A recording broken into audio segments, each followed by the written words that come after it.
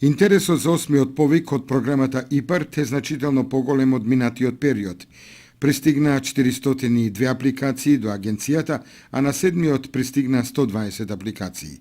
Интересот е голем, освен по бројот на апликациите и по вредноста на инвестициите за кои се бара кофинансирање. Потребниот износ за кофинансирање на проектите кои прелиминарно се разгледуваат и се одобруваат во агенцијата изнесува околу 5 милиони евра по само еден јавен повик.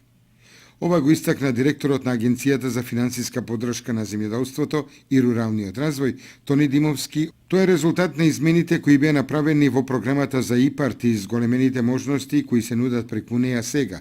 Дојде до зголемување на плафоните за кофинансирање. Се офаќаат поголеми инвестиции и се проширува лепезата на инвестиции која во претходниот период не беше толку голема. Со добра аргументација пред колегите од Директоратот за земјоделство се овозможи вметнување на примарната механизација во оваа програма. И во општина Кочани интересот за осмиот повик од програмата ИПАРТ е зголемен. До сега апликации побарале 30 земјоделци. Вчера беше дадена и најава за новиот ИПАРТ јавен повик, кој ќе биде објавен во јануари 2014 година.